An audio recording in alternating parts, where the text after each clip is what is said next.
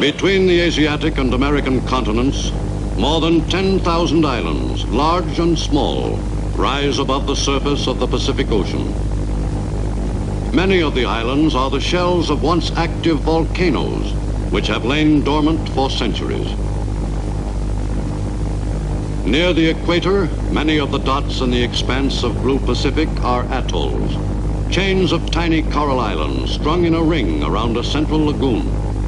In November 1943, it became urgent for U.S. forces to seize certain strategic atolls in the Gilbert Islands, tiny strips of coral and sand named Makin and Tarawa.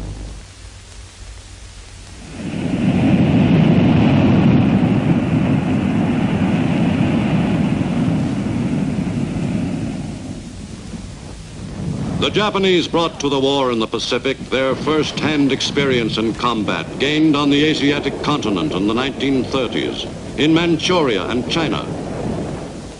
Through necessity, the Japanese soldier became practiced in adapting himself to any conditions, no matter how miserable. Though shorter than Occidental troops, the Japanese were husky and well geared to the demands of jungle fighting. But the Nipponese fighting man also had a good working knowledge of more formal warfare.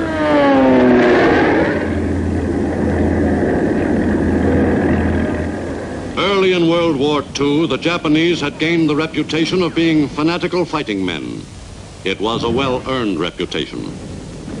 Before leaving the home islands of Japan, each soldier was thoroughly indoctrinated in Bushido, the way of the warrior. Under this code, the only honorable alternative to victory in battle was death, in the name of the emperor. On islands spread all over the far Pacific, Japanese fighting men had vowed to kill as many of the hated American enemy as possible, and to die rather than surrender.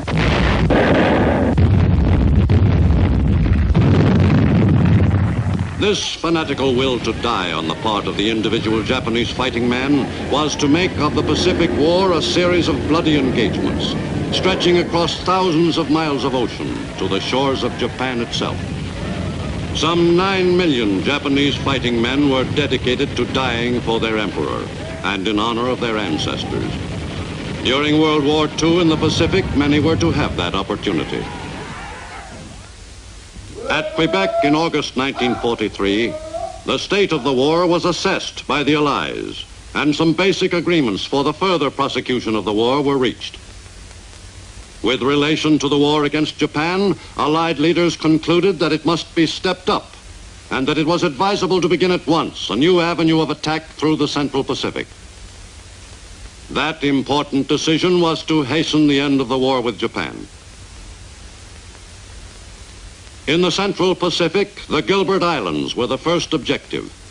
Seizure of these islands on the equator was a necessity if the Central Pacific route was to be pursued successfully. The most urgent need before final planning of the operation began was for up-to-date air photographs of the islands. These indicated that the enemy was thoroughly entrenched in the Gilberts. One atoll, Tarawa, had been turned literally into a fortress. The enemy had transported heavy guns to the atoll and had carefully constructed defense positions.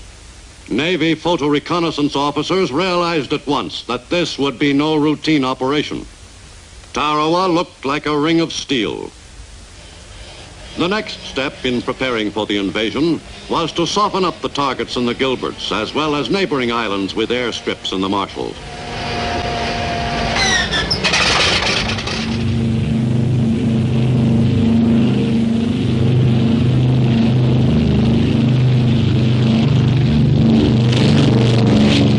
In October and November 1943, U.S. planes operating in the Central Pacific flew a series of raids on Japanese positions in the Gilberts and Marshalls.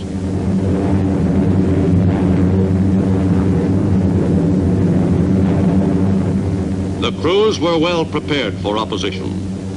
It was apparent to all that the Japanese would fight stubbornly for their Central Pacific bases. The U.S. airmen were not disappointed.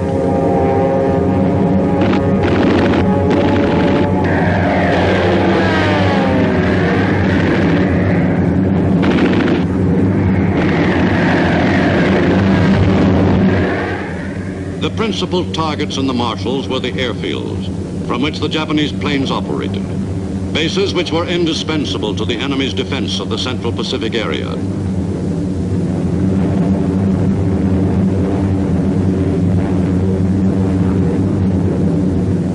The enemy's Marshall Island bases were visited regularly by American bombers.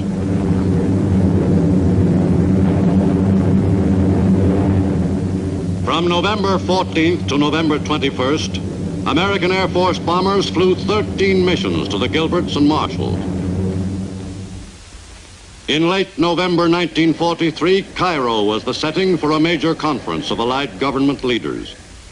On that hot Egyptian autumn day, the conduct of the war against the enemy in the Pacific was being crystallized, the path to final victory charted. The U.S., England, and China were committed to a policy of unrelenting pressure against the Japanese. At the same time, on the front in China, the Japanese armies were driving ahead. While the Cairo conference was in session, Nipponese ground forces were attacking the Chinese in Hunan province.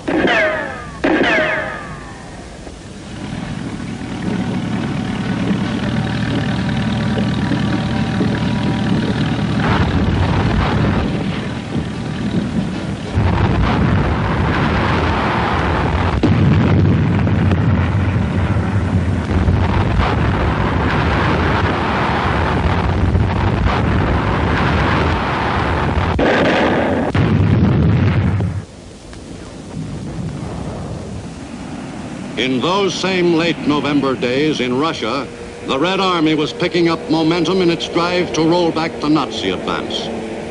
By November 21st, Russian troops had advanced beyond the shores of the Dnieper.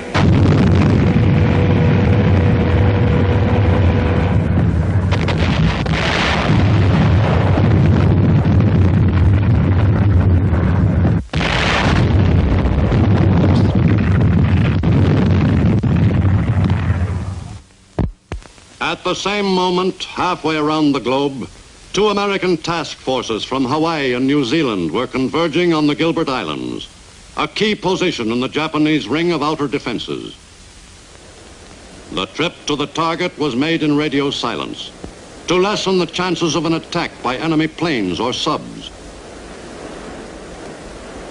In the two amphibious task forces, some of the units had to be refueled en route. That operation was often a delicate one.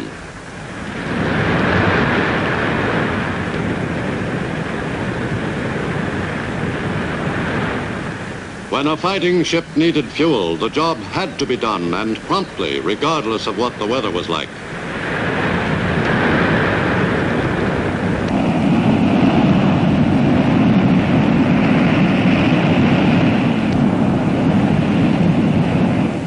In the Southern Attack Force, en route from New Zealand, the Marines were briefed on every detail of Basio Island of Tarawa Atoll, where one of the Gilbert's invasions was to be made. These briefings were repeated so that every man would be well familiar with the island's topography and landmarks. The men put their spare time to good use. They were well aware that a weapon in top working order would often save their lives. As the ships neared the objective, the crews expected an enemy air attack. But the convoys were not disturbed by any organized enemy raid. Just before D-Day, the men dedicated their efforts.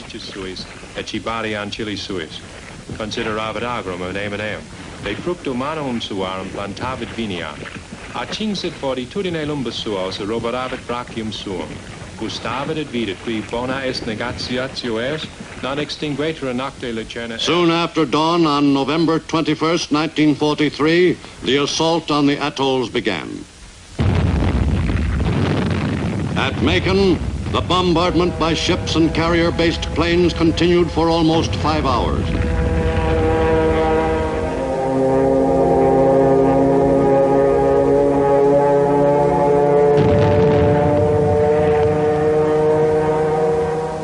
One reinforced regimental combat team, the 165th of the Army's 27th Division, was to make the attack against Makin. This was the first taste of combat for the men in the assault waves.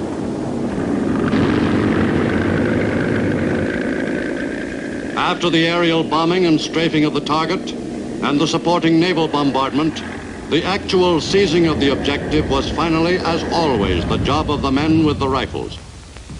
The Army troops invading Makin had a 6 or 7-to-1 superiority in numbers and firepower. The soldiers landed against relatively light resistance. It became apparent that the enemy had not planned a strong defense of Makin against a sizable invasion force. Ashore on Butaratari Island of Makin Atoll, the soldiers encountered some opposition, but successfully overwhelmed the small enemy garrison. The island was taken by the men of the 165th Army Regimental Combat Team after 3 days of sporadic fighting. Many military men felt that the job should have been achieved in a shorter time, considering the light Japanese defenses. In any case, the enemy had been thoroughly wiped out at Makin. 100 miles to the south of Makin, Beisho Island of Tarawa Atoll was the target for the southern attack force. Early on D-Day morning, the Navy went into action once more in an attempt to soften up the objective for the landing. The plan called for carrier planes to coordinate their attacks with the warship's bombardment and with the invasion pattern itself. But the schedule soon became upset, and the confusion on the timing of various elements of the attack had a calamitous effect on the operation. The Navy shelled the target island of Beisho on D-Day morning for only 3 hours before the landing.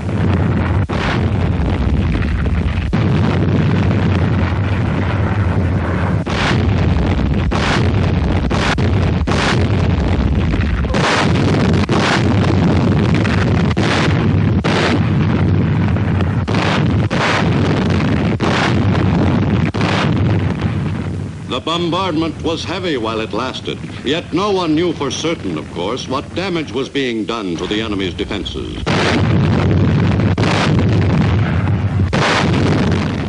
Someone said confidently that not a Jap would be left alive on the island to contest the Marines' assault.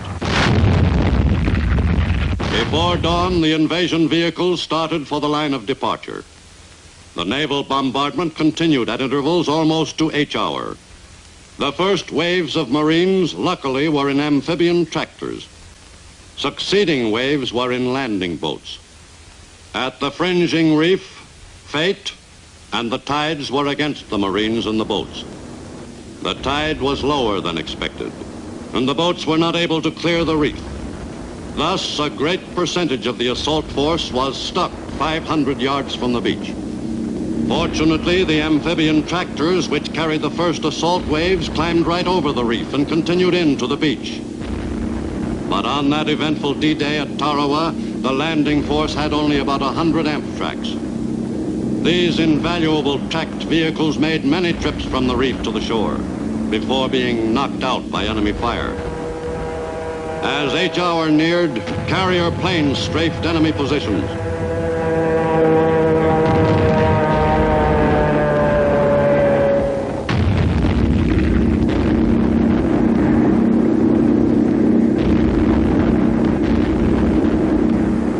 The assault Marines continued toward shore, while the carrier pilots had one last crack at the enemy.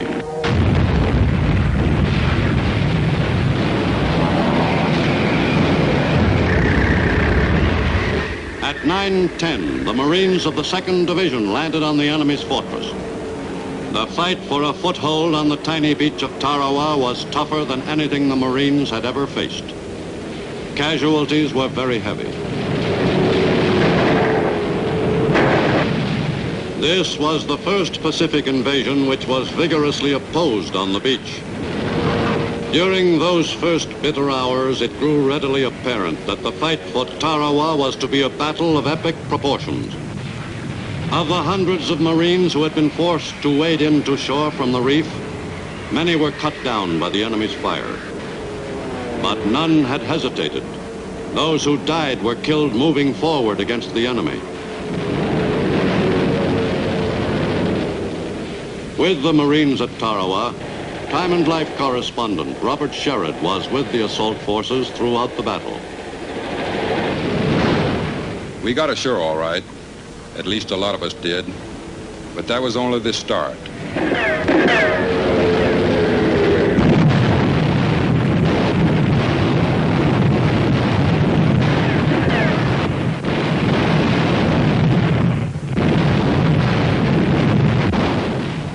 Except for our tiny beachhead, the enemy held the rest of the small island. They had to be dug out of their pillboxes and bunkers. We calculated that the chances of a man being killed or wounded within the hour were about 50-50.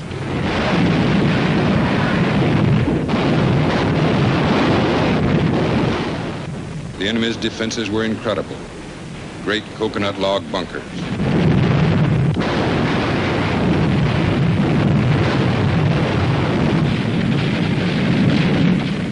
The job of getting the Japanese inside was left to the men on foot, men with rifles, grenades, and flamethrowers.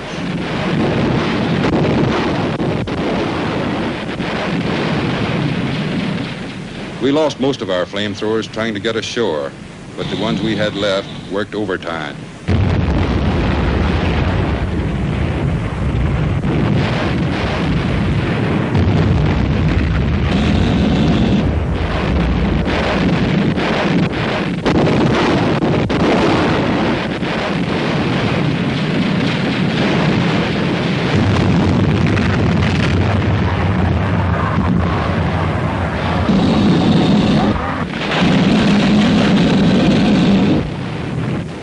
There was no such thing as a rear area in this battle.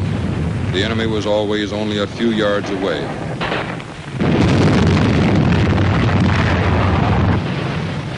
The violence of Tarawa was stunning. The only way to get at the Japanese was to flush them out or kill them in their holes. The decisive factor at the turning point of the battle was the fighting spirit of the United States Marines. There were no greater heroes on Baisio than the medical corpsmen. As the number of wounded passed 1,000, there was an overwhelming amount of work for them to do. As many wounded as possible had to be evacuated.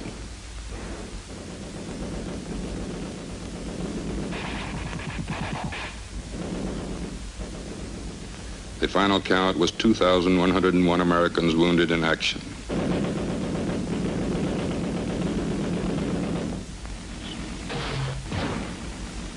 On Tarawa, above all other islands of the Pacific, the devastation of modern warfare was laid out for all to see.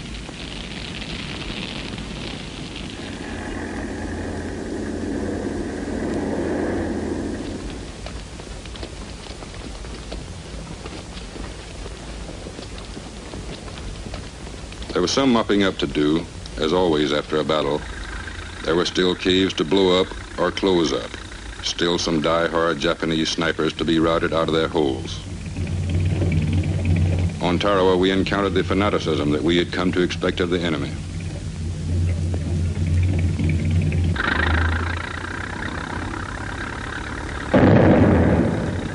"4,500 Japanese were killed on this tiny, stinking island. Altogether, only 17 Japanese surrendered, less than 1/2%. In addition, 129 Koreans gave up. They had served as laborers, but doubled as riflemen.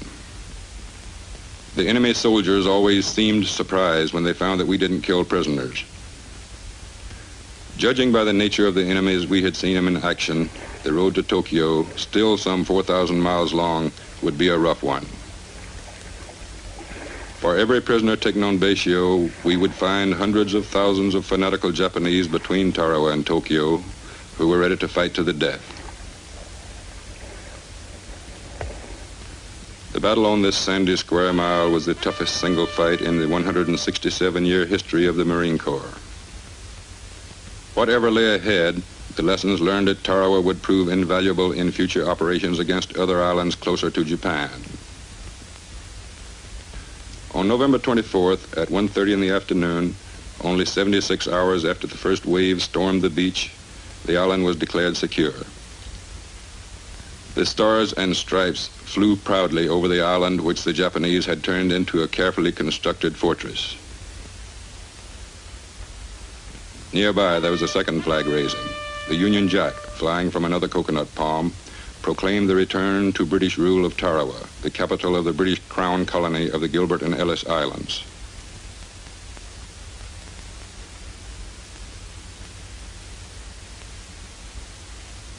Two Marine generals named Smith, Holland and Julian inspected the ruins. In one brief battle, 1,000 American Marines from a single division had given their lives so that other Americans on other enemy beaches might live and fight their way on across the Pacific.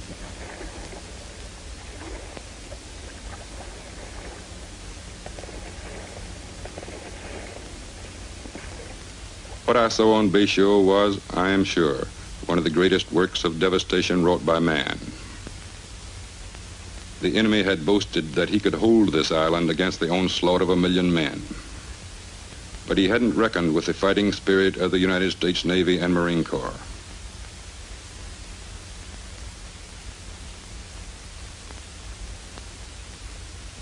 "3,000 tons of bombs and shells fell on the tiny island of Bayshore and knocked out most of the Japanese heavy weapons. But in the last analysis, credit for the job of annihilating the enemy on Tarawa must go to the Marines who stormed ashore against deadly rifle and machine gun fire and fought the enemy at arm's length. Of the men who died here in glory, none died in vain, and all Americans can forever be proud of the name of Tarawa."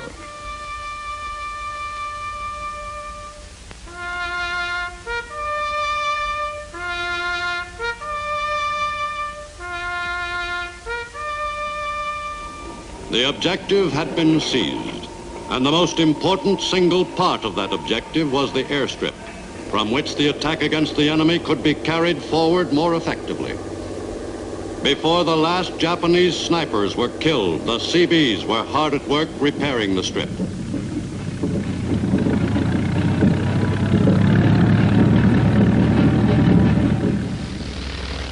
The same day the island was termed officially secure, the first carrier-based fighter, a Hellcat, landed on the island.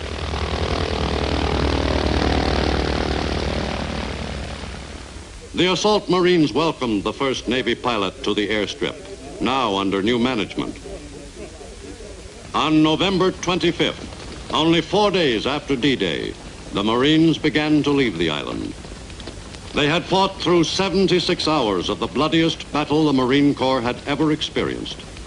A battle which was to rank with other historic American struggles: Belleau Wood, the Alamo, the Bonhomme Richard, Concord Bridge. On the tiny sand spit of Bayshore at Tarawa Atoll, under the equatorial sun in late November 1943, they had indeed made history. From the airstrips in the Gilberts, U.S. planes extended their range over the Eastern Carolines and the Eastern and Central Marshalls. American bombers increased the frequency of their visits to the Marshalls, the island group next on the invasion timetable in the Central Pacific Theater. U.S. pilots in that area became most familiar with half a dozen atolls in the Marshall Group. The lessons learned at Tarawa were carefully remembered by the pilots who gave the Marshalls a pre-invasion going over.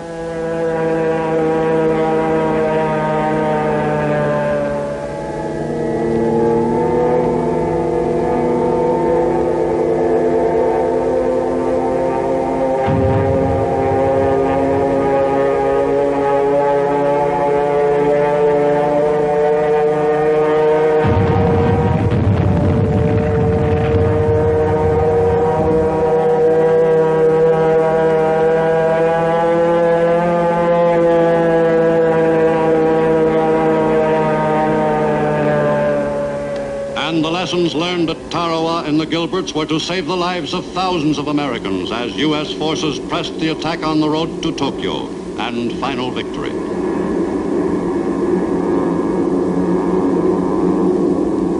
Plunging deeper into enemy waters with each fresh assault, the U.S. Navy paced the attack in the amphibious drive toward the enemy's home islands. During World War II, the Navy made maximum use of two weapons which had not theretofore been used on a large scale by American forces: the carrier, with its complement of attack planes, and the submarine. The war at sea across the broad stretches of the Pacific was an exciting, enormously complex